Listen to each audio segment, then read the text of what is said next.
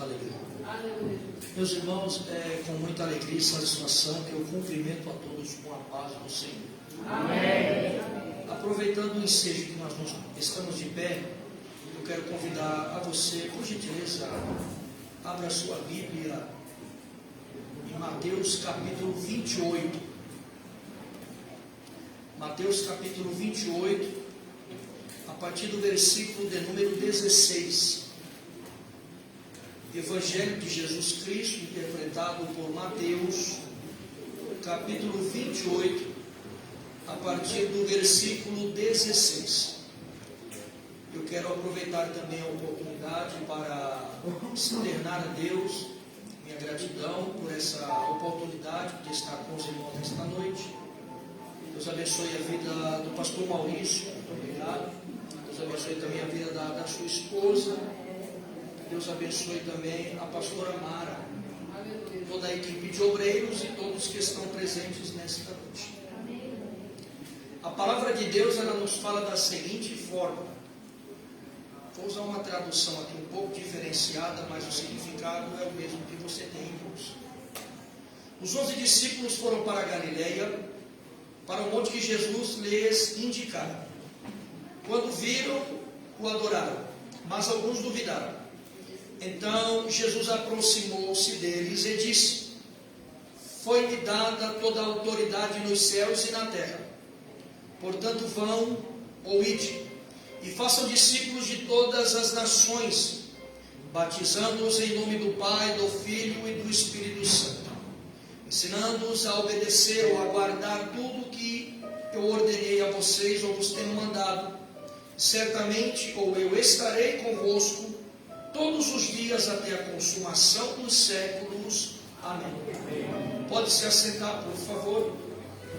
Muito obrigado. Meus irmãos, antes que eu faça aqui o uso da exposição da palavra de Deus, o vernáculo sagrado, eu gostaria de pedir uma gentileza para os irmãos. Aqui não é o caso, mas não custa nada a gente lembrar. Nós temos uma forma um pouco peculiar de transmitir a palavra de Deus, e para que os irmãos acompanhem o nosso raciocínio, é necessário que você me empreste a sua atenção durante alguns instantes, por favor. Pois bem, eu entendo, irmãos, que pregar a palavra de Deus não é um hobby, não é um costume, não é um hábito, e sim um compromisso vinculado à vocação que é a chamada de Deus. Nós entendemos, irmãos, que para que nós viéssemos a estar aqui nesta noite ou na noite deste dia, todos nós inevitavelmente passamos por 3 etapas, que são convencimento, confissão de fé pública e o que nós chamamos de a consolidação das palavras que foram ditas aqui à frente na confissão de fé pública, que se deram ou se deu no ato do batismo nas águas. Ninguém pode servir a Deus, ninguém pode servir a Cristo, ninguém pode fazer parte da obra de Deus e realizar a obra de Deus, se não obedecer e passar obrigatoriamente por essas 3 etapas. E tudo se consuma ou se consolida no batismo nas águas.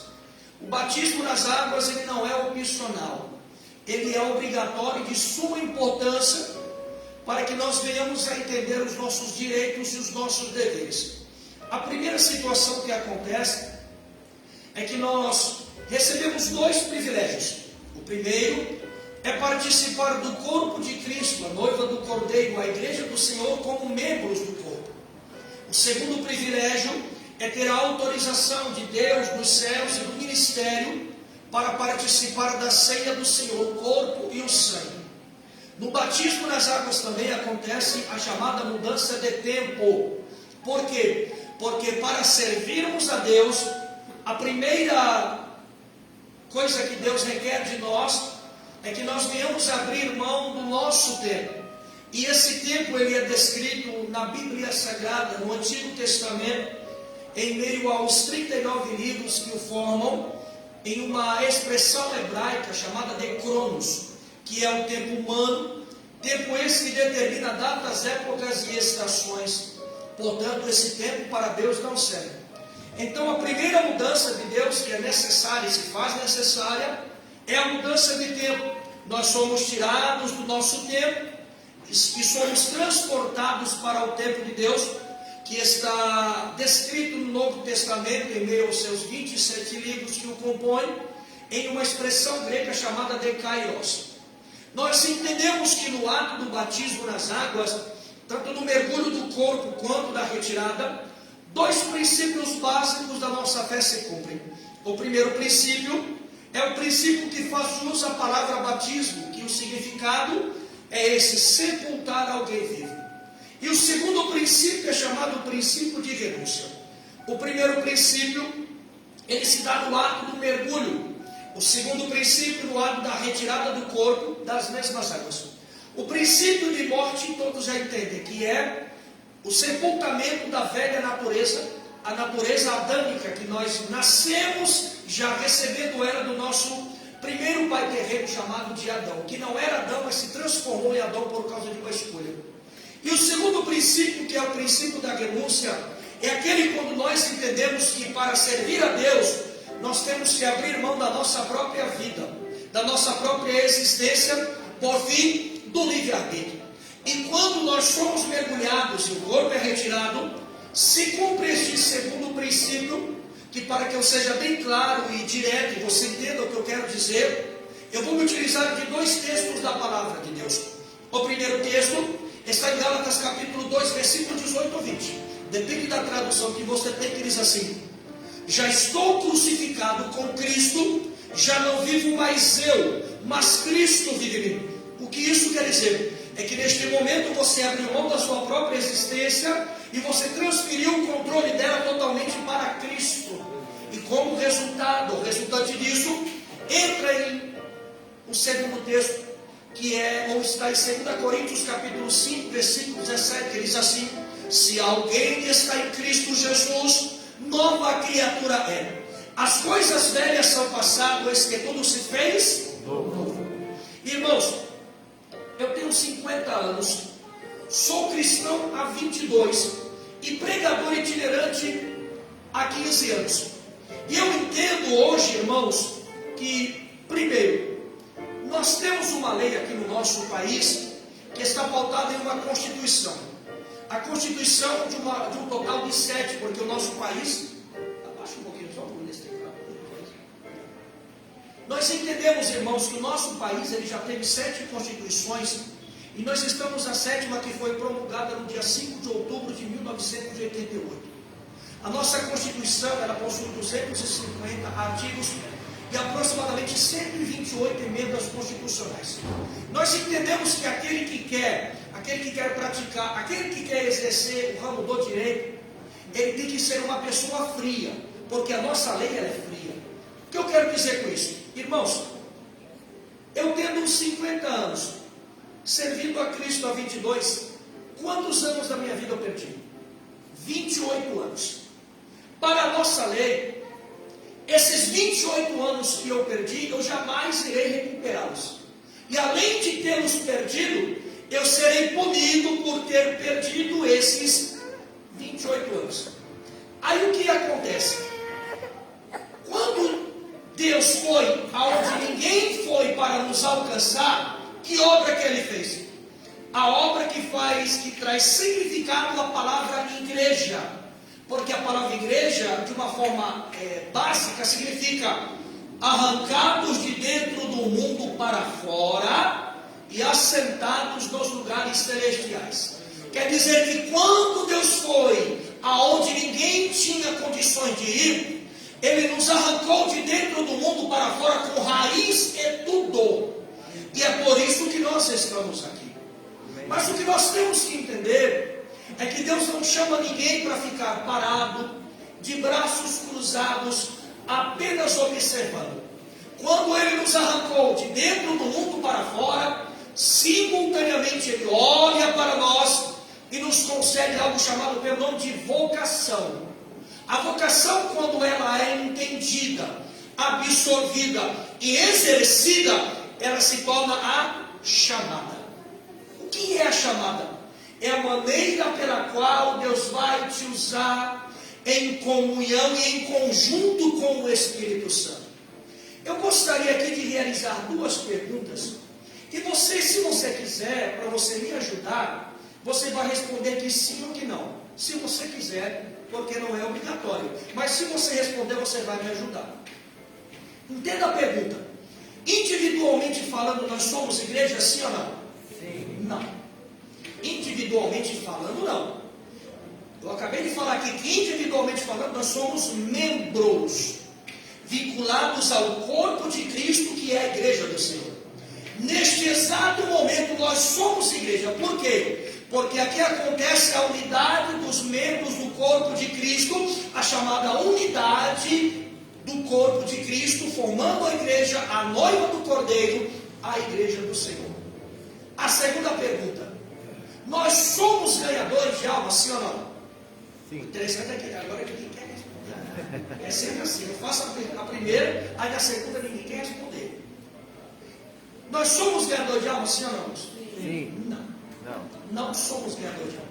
Por quê? Zacarias capítulo 4, versículo 6. E João capítulo 16, versículo 7 diz o quê? Diz que é o Espírito Santo aquele que viria para convencer o pecador acerca do pecado, da justiça e do juízo. Se é Ele quem convence, por que nós é que ganhamos? Aquele que convence é aquele que ganha. Quando Ele convence o pecador, entenda bem, nós temos que trabalhar em unidade com o Espírito Santo. É aí que vai entrar a sua chamada. Nós como cristãos, nós temos três alicerces, que são as três convicções da nossa fé. E elas estão pautadas nas três maiores celebrações do povo judeu. Quais são? Páscoa, Pentecostes e Tabernáculos.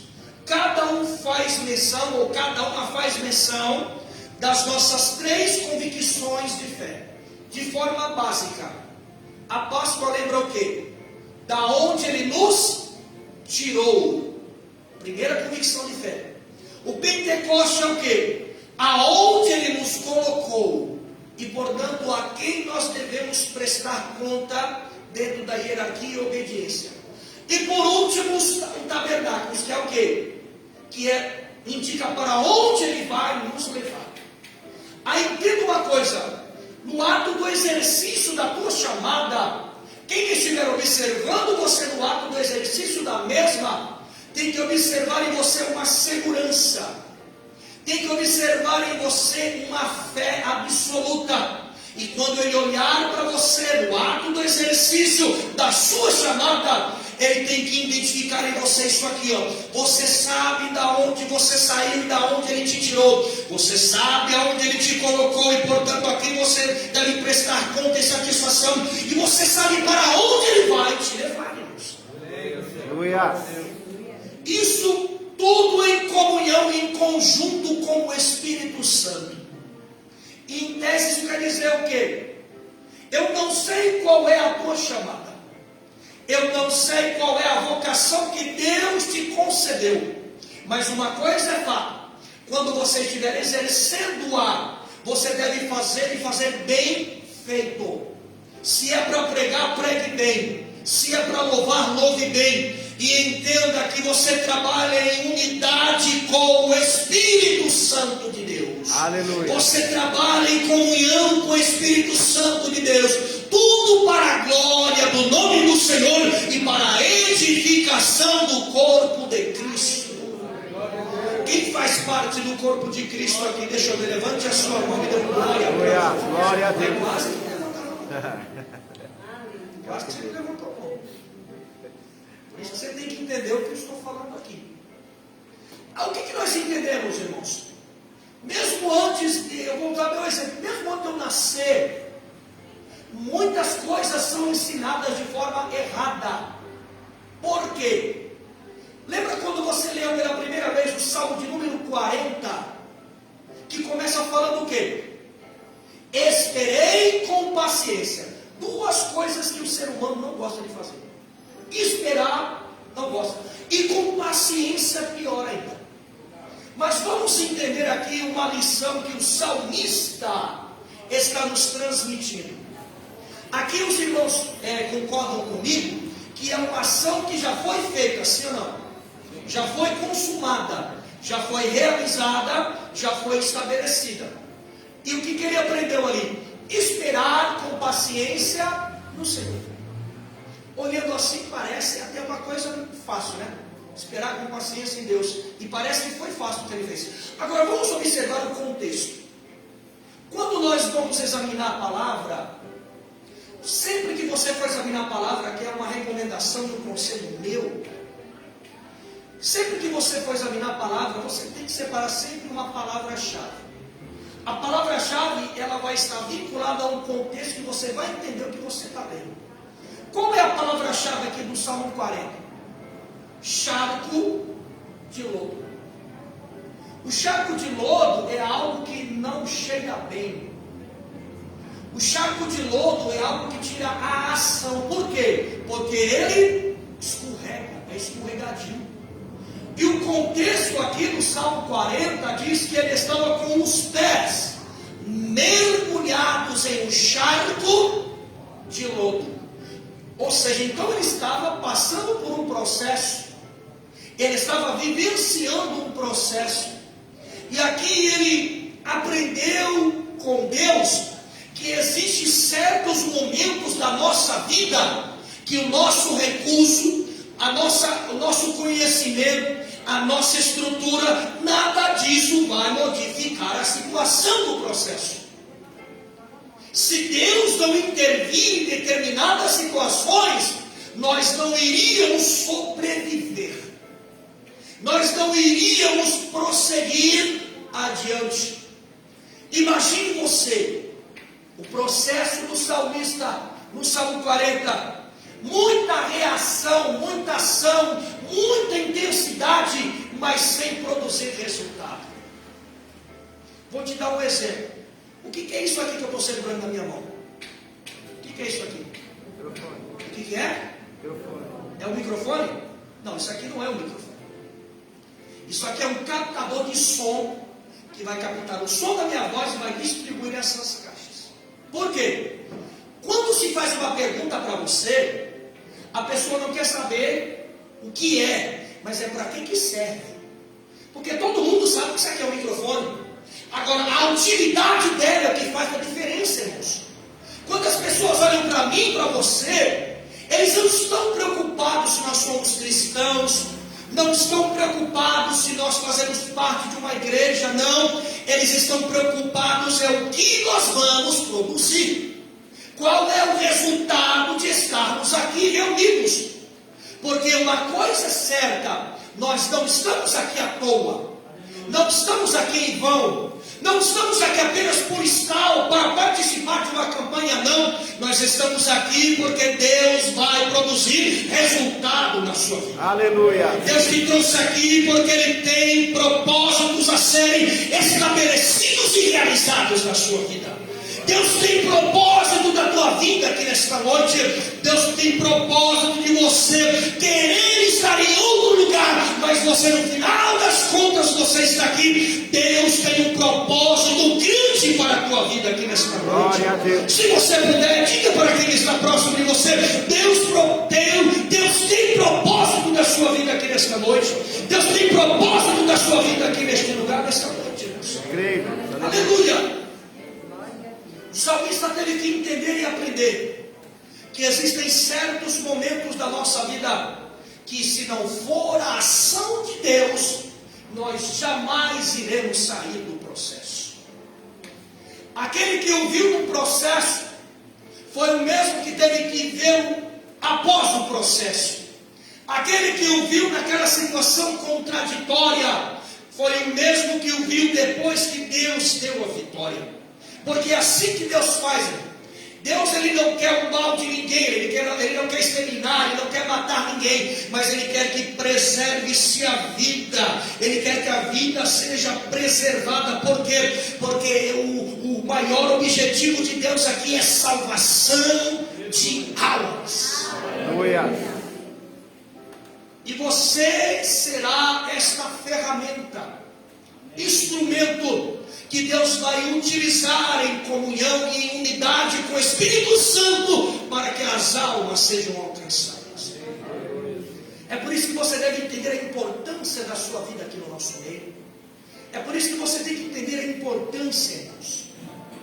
A nossa vida, ela é feita de escolhas, sim ou não? Vou te dar um exemplo. Você sabia que o tempo não existiu sempre? O tempo foi criado. Quando foi criado o tempo? Gênesis capítulo 3, versículo 20. Após a rebelião e a desobediência de homem e mulher que se tornaram Adão e Eva. O que aconteceu? Quando Deus cria homem e mulher, Ele deu a eles o quê? Autonomia para sujeitar tudo que existia. Porém havia um limite. Sim ou não? Vou ser mais claro. No nosso país aqui existe algo chamado pelo nome de norma jurídica, que é a lei. Para que ela serve? Um limite para nós que nos é imposto, para que nós não venhamos a perder o direito de viver em sociedade. Quando alguém descumpre a norma jurídica, a lei comete o quê? Um crime. Definição de crime: fato típico, antijurídico e culpável. Em tese, a pena máxima aqui no nosso país é o quê? 30 anos de reclusão. Reclusão é diferente de prisão. Prisão é uma coisa, reclusão é outra. Qual a diferença de um para outro? Na reclusão não há habeas corpus. Na prisão ainda tem-se o direito do habeas corpus, que é libere o corpo. Agora na reclusão não, vai ter que cumprir a pena e o período que foi estabelecido. Aí o que nós entendemos? Quando Deus cria homem e mulher, Ele deu um limite. E o limite era o quê? No centro do jardim do Éden tinha uma árvore, e o fruto dela era proibido. Por quê? Porque em tese o fruto dava a ciência do quê? Do bem e do mal. Aí quando eles desobedeceram a Deus, o que Deus teve que fazer? A primeira coisa, Deus cria o tempo e tira os dois da eternidade, porque os dois eram eternos, mas pela desobediência perderam o direito da eternidade. Então Deus os tira da eternidade e coloca no tempo. Eles recebem os nomes que todos nós conhecemos, Adão e Eva. Por quê? Porque o nome identifica a pessoa. Quando você ouve o nome de uma determinada pessoa, você pode não conhecer a pessoa, mas a conduta dela, o que ela representa, você vai lembrar, sim ou não? É fato. O nome da pessoa fala acerca das características da pessoa. Quem ela é, filho de quem, onde mora, com quem é casado, o que faz, o que não fez, o que deixou de fazer. Por quê? O nome identifica a pessoa. Aí o que aconteceu? Tiveram perdas. E a primeira foi a maior de todas, ou uma das maiores, que foi a eternidade. A segunda perca, a comunhão com Deus, porque traição quebra todo o princípio de comunhão e confiança. E por último, perderam o direito de continuar habitando no Éden. Aí Deus os tira de lá de dentro. Naquele instante, eles lançaram uma maldição sobre todos os seus descendentes. Maldição essa que é chamada em hebraico de tamer. Tamer é o quê? Bloqueio. Por quê? Nós não éramos mais dignos de termos acesso a Deus. Por causa do quê? Da desobediência, do pecado, da rebeldia. Aí o que teve que acontecer? No Antigo Testamento os irmãos vê um número incontável e infindável de pessoas que tentaram restabelecer essa ordem natural, mas nenhum deles tinha competência ou condições. O único que teve essas condições é aquele que nós estamos aqui hoje prestando culto a Ele. Aquele que é o autor e o consumador da nossa fé, chama-se Jesus Cristo de Nazaré. É para Ele que você veio prestar culto, é a Ele a tua glorificação, é para Ele a tua obediência, e é por isso que nós estamos felizes, porque este culto não é culto para homens, este culto é um culto para Deus. Essa obra não é obra de homens, essa obra é uma obra de Deus. Glória a Deus. E eu faço um coro aqui. Deus, Ele não perdeu o controle da situação, irmãos. Amém, Jesus. Nosso Deus, Ele tem uma característica que só Ele a tem. É o fato dele ser soberano. Quer dizer o quê? que ele não precisa do apoio, do aval e da autorização de ninguém para nada. Ele não precisa da autorização do presidente da República, dos senadores, dos deputados federais, estaduais, governadores, prefeitos, vereadores, do Supremo Tribunal Federal, Advocacia Geral da União, Controladoria Geral da União, não, porque ele é soberano, ele faz a hora que quer, da forma que quer e da maneira que ele quer. E é por isso que ele te trouxe aqui nessa noite para dizer: eu continuo no controle de todas as coisas. Quem concorda com isso, levante a mão e glorifique. Glória a Deus. Olhe para o sermão de aprender. Deus continuará sempre no controle das coisas. Ele não perde jamais o controle da situação. Aleluia. Nós lemos um texto aqui nesta noite, irmãos, que é um texto muito conhecido. E de forma alguma eu acredito que não tem alguém aqui que nunca ouviu esse texto, que nunca leu, que nunca pregou, que nunca ouviu um ensino, uma escola bíblica, um culto de ensino, um discipulado, um simpósio. Não é possível que há alguém aqui no nosso meio que nunca leu esse texto. É um texto muito conhecido. E ele trata aqui um momento distinto na obra de Deus. Por quê? Trata-se do momento que Jesus havia ressuscitado, mas até então os 11 discípulos, porque ainda não havia acontecido o crivo para a inserção de Matias no lugar do Judas Iscariotes. O que aconteceu? A ideia que eles tinham de Jesus era aquele crucificado sem ter ressuscitado. E aqui a Bíblia diz que eles estavam subindo para um monte na Galileia. Por quê? Porque fazia parte da rotina que eles tinham com Jesus. Eles estavam agindo como que se Jesus estivesse com eles, porque a rotina não poderia mudar. Mesmo se havia a insegurança, as pessoas dizendo que ele não iria voltar, questionando e zombando deles, irmãos. Porque sempre é assim. Porque tem gente que não entende que a obra de Deus, ela está vinculada no tempo de Deus, e as coisas só vão acontecer na vontade de Deus. É Ele quem determina a hora certa para tudo. É por isso que nós temos que entender e aprender a esperar com paciência em Deus. Por quê? Porque Ele nunca vai chegar na última hora, nunca chega atrasado. Ele chega sempre na hora certa. Aleluia. Ele chega sempre no momento certo, porque o tempo está sob o controle dele. E não é o nosso tempo, mas é o tempo de Deus. E é esse tempo que você está vinculado e estabelecido a Ele, irmãos. Aleluia. Aleluia. E o curioso aqui que me chama a atenção é que eles estavam subindo ao monte. E a Bíblia diz que no ato deles estarem subindo, eles encontram Jesus descendo. Eles subindo e Jesus descendo. Eles indo e Jesus voltando. E quando eles observam de longe que era Ele, ali criou-se ali uma situação. E a situação que eu vou explicar e abordar aqui agora. Aqui, irmãos, eu já faz algum tempinho que eu trabalho com teologia, com aula teológica. E esse texto aqui, ele foi assunto de uma aula retrasada, de um núcleo que eu tenho, às terças-feiras.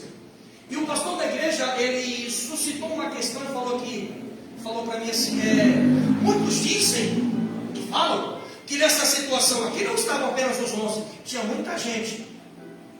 Aí você vai entender que até poderia ter muita gente, mas a palavra de Jesus não é para qualquer um. O que nós entendemos aqui? Primeiro, vamos entender por etapas. Vamos entender uma coisa por vez. Quando eles veem Jesus de longe, o que a Bíblia diz aqui, irmãos? Que imediatamente uns adoraram. Aí entra uma vírgula e diz o quê? Que outros duvidaram. Jesus vindo de longe, e Jesus, irmão, ele identifica tudo. Nada fica encoberto a ele. Ninguém engana Jesus. Aí o que acontece? Jesus olha de longe e já observa que ali havia uma rachadura, que não é determinada quantos eram a favor e quantos eram contra. Quantos adoraram e quantos duvidaram? Não. A Bíblia só diz que uns adoraram e outros, porém, duvidaram. Aí o que Jesus faz? Quando ele se aproxima deles, ele fala o quê? Ele não aponta o erro, nem a divisão, nem a rachadura. Ele transmite segurança para o grupo. E diz o quê? É-me dado todo o poder nos céus e na terra, para unificar aquele grupo que estava dividido. E aí entra o que importa para nós. Ele identifica a origem do fato dele estar ali, ressuscitado, porque é esse Cristo que nós devemos adorar, Jesus Cristo, e esse ressuscitado, que venceu a morte, venceu o inferno, venceu o pecado, venceu o diabo, e venceu os demônios, e é por isso que você está aqui hoje. E essa palavra de ânimo, de renovação e de refrigério para a tua alma, que Ele manda transmitir para você nesta noite. Você não serve um Jesus que está preso em uma cruz de madeira. Você serve um Jesus que ressuscitou no terceiro dia e está aqui no nosso meio nesta noite. Aleluia. Após Jesus transmitir ânimo e conforto, ele já começa a delegar responsabilidades. E ele começa a dizer o quê? Portanto, ele diz o quê? Ide ou vão. Agora aqui vai entrar a resposta, porque não era para qualquer um. O ide aqui significa o quê? Ou vão, ou ir. Quando Jesus fala isso, está dizendo o quê? Agora vocês podem ir, porque vocês já estão preparados. Poderia ser que poderia até ter mais pessoas lá, mas a palavra dele era para os 11. É para quem anda com ele, é para quem obedece ele, é para quem é discipulado por ele. Não é para aqueles que estão apenas do lado de fora observando, não. É para quem está dentro, não é para quem está fora. A palavra é para quem está dentro. E quando ele fala isso, ele diz o quê? Vocês podem ir agora, porque vocês estão prontos e preparados para realizar esta obra, que vocês vão dar continuidade, que eu iniciei ela. E qual foi a recomendação de Jesus? Já que nós já entendemos que eles estavam prontos e preparados para dar continuidade à obra, ele diz o quê? Portanto, ide por onde? Por todo o mundo, sem limite. Fazendo o quê, irmãos? Porque muitas das vezes a gente fala, vamos fazer algo, mas a pessoa não sabe nem o que vai fazer. Fala, vai, mas vai para fazer o quê? Para falar o quê? Para ir para onde? Para alcançar quem? Tem que ter um período de preparo. É isso que Jesus está falando nesta palavra. E o tema desta campanha tem uma palavra-chave. A palavra-chave é essa. É que Jesus, ele responde muito além daquilo que pedimos ou pensamos. Tudo vinculado ao seu poder. Aleluia. Tudo vinculado ao seu poder, irmãos. Jesus não quer e jamais permitirá que um servo seu seja envergonhado. É por isso que nós temos que entender que Ele quer preparar-nos, capacitar-nos, aperfeiçoar da envergadura, blindagem e investimento para realizar a obra. Aleluia. Quem aqui nunca leu o Salmo 91 e o verso 7? Que diz o quê? 1000 cairão ao teu lado, 10.000 à tua direita, mas tu não serás atingido. Sim ou não? Sim. Vamos entender a que se refere esse salmo. O que é o salmo? Originalmente se fala Sefer Tehillim mismo. Sefer, livro, Tehillim, livros cantando em períodos distintos, mismo, sempre em movimento. Aí o que o livro dos Salmos aqui está nos recomendando? Aqui fala de um período apontando diretamente para Cristo. Só que era um período que antecedeu os seus 30 anos, que é o período pelo qual ele iniciou a obra pela qual ele foi enviado, sim ou não? Por que Jesus só iniciou a obra com 30 anos? Não foi com 28, com 27, com 25, ou com 32, não. Por quê? Por que com 30 anos? Vamos entender o que a Bíblia fala? A nossa Constituição aqui é a Constituição de 88, sim ou não? Acabei de falar. Qual é a Constituição do judeu? É chamado de 613 preceitos da lei mosaica. Eles não são sagrados, não são canônicos, são leis de ética, conduta, jurisprudência de todo cidadão judeu dentro da sociedade judaica, sabendo os seus direitos, deveres e os seus limites.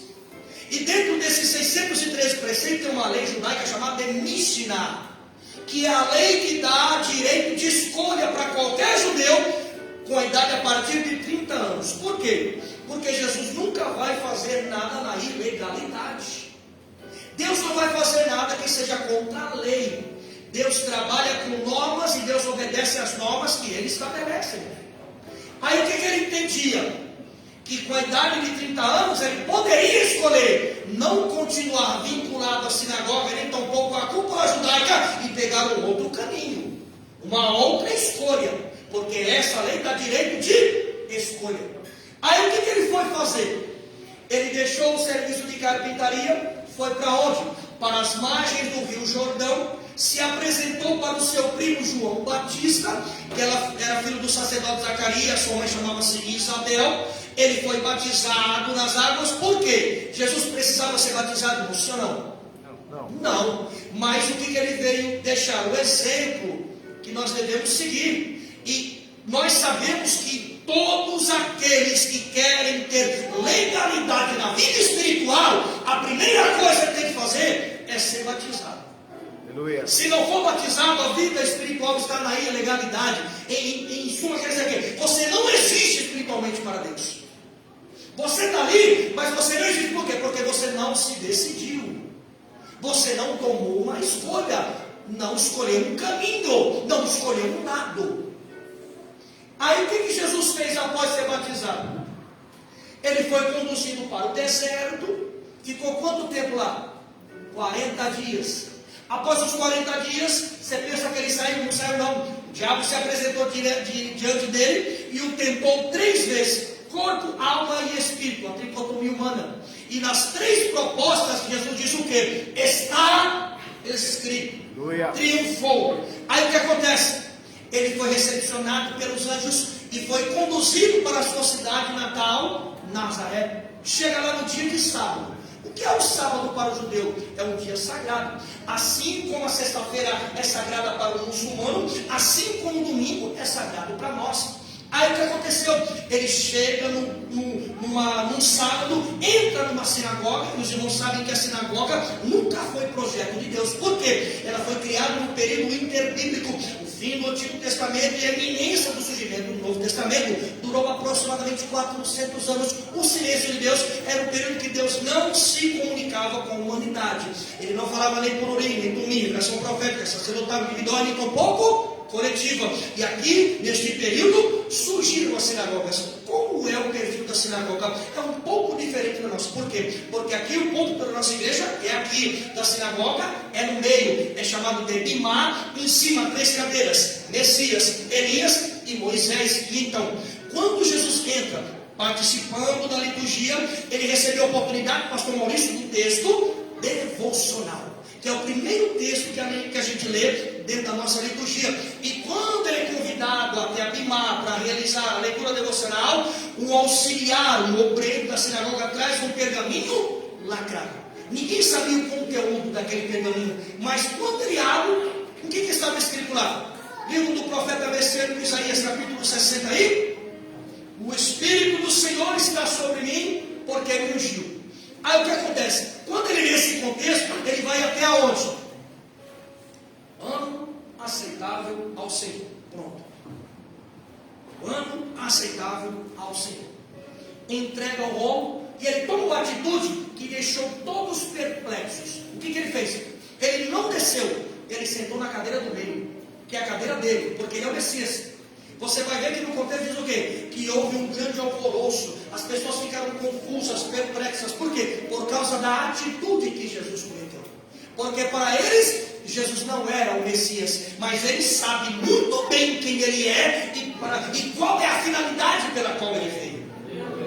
Quando as pessoas olharem para mim e para você, eles não querem saber se você faz parte da igreja, se você prega bem, não, se você canta bem. Ele quer saber qual é a finalidade da tua chamada, para que você serve, para que você foi chamado, qual é a nossa utilidade dentro da obra e do reino de Deus, irmãos. É isso que as pessoas querem saber. Deus não está atrás de ele, cheio de religiosidade. A religiosidade afasta as pessoas de Deus. As pessoas têm que ser mais espirituais, entender que o que importa mais para Deus é a salvação de uma alma. Deus te trouxe aqui para você entender. Ele se preocupa com as almas. É a alma que Deus quer. É a alma que Ele quer alcançar. É a alma que Ele quer resgatar do inferno e colocar regiões celestiais. Jesus então toma uma atitude que deixa todos perplexos. E de repente ele se levanta, olha para eles e diz o quê? Hoje se cumpriu esse texto em vossas vidas. E o que acontece? Eu estou falando isso aqui, porque tem gente que pensa que ser crente é fácil. Tem gente que quer viver aquela vida cristã em que nada de diferente acontece. Irmão, ser cristão, fazer parte da igreja é entender que o embate é diário, o confronto é diário. Aqui Jesus deixou um exemplo logo no começo de tudo. Eles pegam Jesus, tentam levar ele ao pináculo de um monte, precipitar ele abaixo, mas ele saiu milagrosamente no meio de todos e ninguém colocou a mão nele. Por quê? Lembra do Salmo 91, verso 7? 1000 cairão ao teu lado, 10.000 à tua direita, mas tu não serás atingido. E quando acontece isso? Quando você está pronto no tempo de Deus, preparado por Deus, capacitado por Deus, aperfeiçoado por Deus, você tem unção de Deus, você tem graça, autoridade e ousadia, você está blindado e revestido por Deus, e não tem diabo, não tem demônio, não tem inferno, não tem sabalado, não tem Gessé, não tem Tobia, não tem Goli, não tem muralha, não tem nada que atrapalhe o avanço dessa obra, porque você está cheio da presença de Deus, e é para isso que eu vim aqui nessa noite, para profetizar que você vai sair cheio da presença de Deus. Receba a presença de Deus aí, receba o poder de Deus sobre a sua vida. Muitos querem servir a Deus, mas não sabem nem qual é a história da igreja. Você vai falar, foi Atos capítulo 2, versículo 42 a 47. Foi também, mas eu estou falando aqui nesse contexto. Quando foi que a igreja surgiu? Vamos entender por etapas.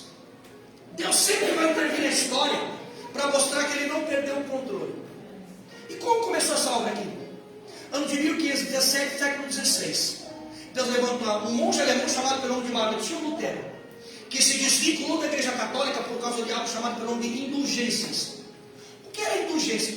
Era um pensamento religioso e até mesmo filosófico que era pregado na época de Lutero pelos religiosos do clérigo da época, que diziam o quê? Que tinha um poder de oração tão grande que eles tinham capacidade de tirar as almas do inferno que morreram sem Cristo, tirar elas, arrebatá-las do inferno, colocar no purgatório, passar um período lá depois do purgatório e ficar ao lado de Cristo. Aí Martinho Lutero, como era um bom conhecedor de Bíblia, ele falou que isso nada mais é do que uma heresia. Irmãos, o que não falta hoje em dia é heresia. Tem gente no nosso meio dizendo que é pregador, mas não é pregador, coisa não, só está pregando heresia. Hoje em dia o que não falta nessa igreja é o tal do coach. O que é o coach, irmão? O coach dentro do nosso contexto é o princípio dele é diabólico. Por quê? Tem muito coach pregando aí, você não para analisar e avaliar o conteúdo que eles estão pregando. Se você sentar um pouquinho e escutar para analisar o que eles estão pregando, o que é? Quem aqui nunca ouviu falar da igreja de Jesus Cristo dos Santos dos Últimos Dias, que é conhecido pelo nome de Mormons? Qual é a tese e a base doutrinária deles? Como nós somos, Deus foi. Como Deus é, nós seremos. Analise um pouquinho, qual é a mensagem dos coaches na igreja? É o quê? Você vai chegar, você vai ser, você vai subir, você vai vencer. É o quê? Ele quer colocar divindade sobre a nossa vida. E a única divindade que tem aqui chama-se Jesus Cristo. Aleluia. Não tem outra divindade aqui a não ser Ele, irmãos. E Deus sempre vai intervir na história para mostrar que Ele tem o controle. Lembra dos dois contemporâneos de Lutero, João Calvino e Jacob Arminius, que defendiam duas teses? O João Calvino defendia o que? O racionalismo. A ideia de que todo ser humano já nasceria naturalmente com a tendência de servir a Cristo. Ao que Jacob Arminius defendia, o empirismo, a ideia de servir a Cristo é uma questão de escolha. E como demonstração, ele foi o primeiro a usar esse exemplo, irmão. Ele deu o exemplo que todos nós já seríamos semelhante a uma lousa em branco. A história deveria ser escrita por nós através das nossas escolhas. Por quê? Hebreus 9, 27 diz o quê? Que é lícito a todo ser vivo morrer uma única vez. Depois disso segue-se o juízo, para a condenação eterna ou para a vida eterna. O que isso quer dizer? Isso está vinculado a Mateus capítulo 7, versículo 13 e 14. A parábola ilustrativa das duas portas, dois caminhos, porta larga, porta estreita, caminho largo, caminho estreito. Duas vertentes da eternidade. Qual eternidade você quer para a sua vida? A larga é o quê? A eternidade do inferno.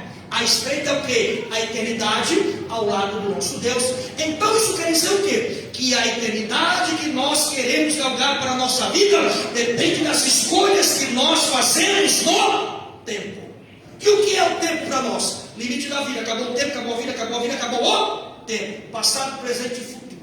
O futuro é a eternidade. O que nós entendemos? Para mim começar a concluir agora, que o tempo já foi. Nós entendemos, irmãos, que Deus sempre vai intervir na história para mostrar que Ele não perdeu o controle. O que Ele fez?